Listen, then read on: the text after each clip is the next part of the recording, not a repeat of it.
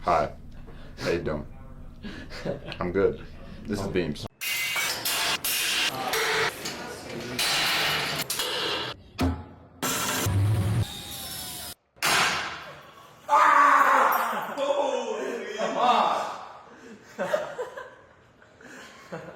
Let's go! This is R3D at Penn State. We broke some beams and we got some data. We measured the strength and stiffness of a lot of common aluminum extrusions in FRC. That's it. Alright, so here's how a beam bends. The force applied by our 6-ton jack is distributed to the two edges of the steel pushing block here. These two forces are resisted by reaction forces from the roller bearings here. These pairs or couples of forces are separated by some distance d, creating two counteracting bending forces, or torques, or moments, with a magnitude of half the applied force times the distance d. These external bending forces wrench on this center section of the beam here, creating an internal bending force, causing the beam to bend. These external loads are able to push on each other through the internal forces of the beam. Each small slice of the beam connects loads to the left and the right of it. The diagram of vertical or shear internal force in each point of the beam is called the shear diagram. Here's the diagram of shear forces in each point of this beam. Each point supports the external force to the left of it until a different external force relieves it. The area of the shear force diagram to the left of a point in the beam gives the internal bending moment at that point. A video providing more detail on this combined shear moment diagram is linked below. This purple plot is the internal bending force at each point of the beam. The beam bends most where the bending moment is at its maximum magnitude. This maximum magnitude is the area of this section, half the applied force times the distance d. This maximum internal bending force is the same as our external bending force from before. This maximum internal bending force, also called internal bending moment, is what we will be calculating for using load cells to measure the applied force. We want to know the internal bending moment when the beam fails. But when does the beam fail? Everything's a spring, meaning if you push on it, it will move in linear relation to the force applied. This is called the elastic region and can be seen as a straight line in this graph here, comparing force applied to displacement. If we stop pushing in the elastic region, the beam will bounce back to its original shape, not failed. However, if we keep pushing, then the relationship between force and displacement stops being linear. The point where the graph first curves is called the point of yield. After this point, the beam will not return to its original shape. It is permanently deformed, or failed. We can now calculate the limiting bending moment by using our maximum internal bending moment formula from before. Bending moment equals 1/2 force applied times d. With our force applied at yield, 210.2 pounds for this sample across 3 trials, we find the bending moment at yield to be 47.1 foot-pounds. This yielding bending moment is a universal constant for a given beam, describing the maximum internal bending moment able to be held by the beam. So that's how we're measuring the internal bending moment at yield. But how do we find this limiting bending moment analytically? We gotta check our work after all. The internal stress caused by bending moment ranges from maximum tension in the top of the beam to maximum compression in the bottom of the beam in a linear gradient. These stresses are how the beam resists bending. The plane where internal stress transitions from tension to compression is called the neutral axis because there is no stress. The formula for the magnitude of maximum stress caused by the bending moment is sigma equals mc over I, where m is the internal bending moment, c is the largest distance from the neutral plane, and I is the area moment of inertia of the given profile, a geometric property describing material distribution relative to the neutral axis. Cross-sections with a higher moment of inertia more effectively resist bending moment than those with a lower moment of inertia. Tubes have a lower moment of inertia than equally sized bars, but are more efficient per weight. C, I, and sigma at yield, the maximum stress before the material yields, are all known, leaving just the moment at yield unknown. We can rearrange the equation into moment equals sigma times I over C to solve for the analytical bending moment at yield. For our Hex Shaft, after plugging in our numbers, we get 47.6 foot-pounds as the predicted bending moment at yield. This means our measured bending moment at yield of 47.1 is 1% away from expected. All right, with that said, let's throw these into the table. Here's all the data we collected based on the applied force at yield and the stiffness of the elastic region. Across the top here, we have our measured data. Yield moment, flexural rigidity, a product of the stiffness of the material and the area moment of inertia, video below, and yield energy. How many kilojoules of energy did it take to yield the sample, force across distance? This speaks to the ability of the profile to absorb impact before yield. Further analysis of this property is beyond the scope of this video. Next to each value is the standard deviation across the trials. To give a sense of the sample's consistency, the lower the number, the more consistent the data.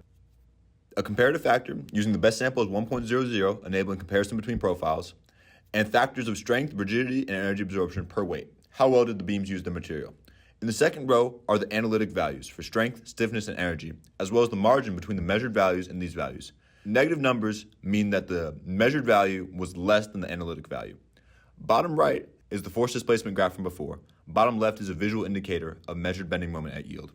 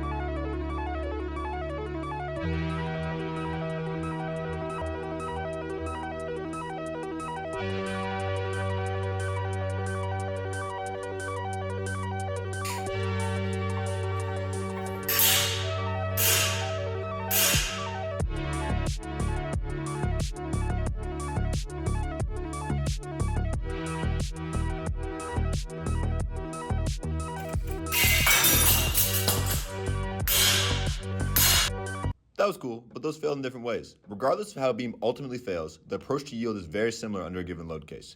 We can see this if we overlay the force displacement graphs of a few samples. Bam, bam, bam. The linear regions are very tight, while the post-yield behavior diverges. Structures plastically deform in hard-to-predict ways. There are certain applications, such as forming metal, bending polycarbonate, or crush structure design, where understanding and modeling this behavior after yield can be important. But if yield is the point of failure, then only predictable pre-yield behavior is of primary importance.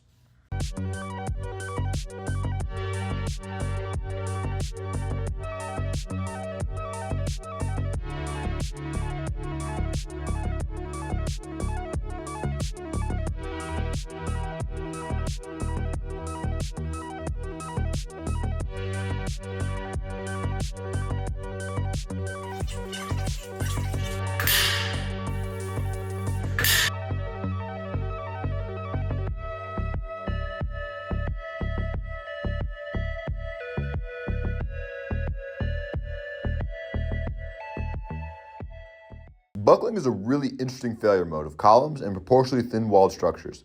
A structure is at risk to buckle when under a critical load, the member is no longer able to hold even light loads in directions other than the critical load. Think of carrying a critical weight on your back so that even a light push on the back of your knees that you could normally resist causes you to buckle. You are unstable. Because of the inherent structural instability at critical load, buckling is typically spontaneous, without a clear secondary force. The load itself drives the collapse. This critical load for buckling may be many times less than what the structure is calculated to hold statically. Buckling is only a compressive failure. If the compressive forces along the bottom of the beam here exceed the critical load for buckling, based on the cross-sectional geometry, then the beam will buckle, as seen in this kind of bulbous region here. In FRC, buckling is uncommon, but can be seen in aluminum plates placed under compression, as their area of moment of inertia is so low. Both mathematic and finite element models exist for buckling. Video below.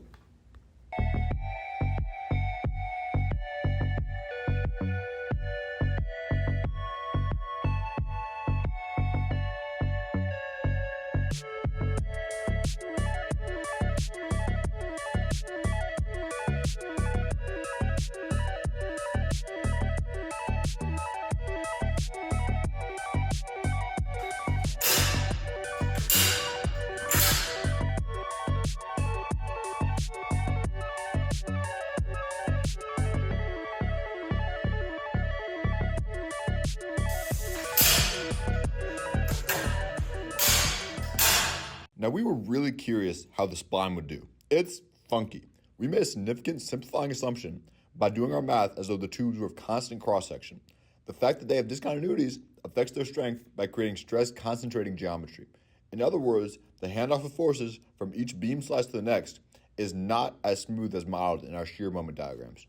For simple stress concentrations, such as holes and fillets, tables of stress increase factors have been produced, relating the relative proportions of the discontinuities to the amplification of the stress. However, As the shapes become more complex, analysis becomes more difficult. Computer models can be used to analyze complex geometries for these concentrations. We believe this is what accounts for some of our samples, such as the spline, being more than 20% weaker than expected. Let's compare the model concentrations to the video of the spline yielding. We can see the surface finish change in areas of high strain, or stretch. Areas of high stretch, much like a spring, have high internal force, or stress. The pattern of these observed concentrations matches the finite element models beautifully. These concentrations are what we believe accounts for the significant deviation from analytical for beams of non-constant cross-section. These close-ups are really pretty and show the concentrations so well. Here are a few more.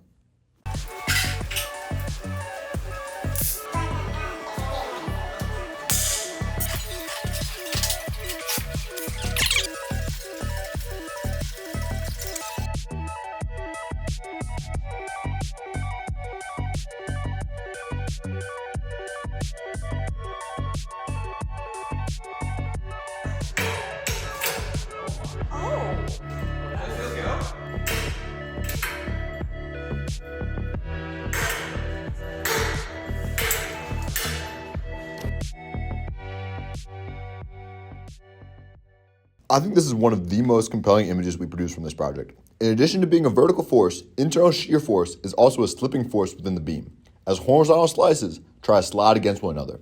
When a beam experiences a shear failure, it slips like this or like this. Like sigma equals MC over I, shear stress can also be calculated using sigma equals VQ over IT, video below. The maximum value is normally at the neutral axis, but is geometry dependent. Because moment stress is zero, where the shear stress is at its maximum, and the moment stress is at its maximum when shear stress is zero, one stress will typically cause failure. In this image, we can see the constant shear stress caused here, equal across distance, and the moment stress caused here, greatest in the middle. In this case, stress caused by internal shear are greater than moment, so it feels like this. If the stress from moment are greater than shear, it feels like this. We mostly ignored shear in this analysis because moment stress is usually higher, except in the case of beams with a lack of material about the neutral axis and/or beams that are not significantly long. This is just kind of so cool. Shear, moment, shear, moment, shear, moment. Okay, back to the test.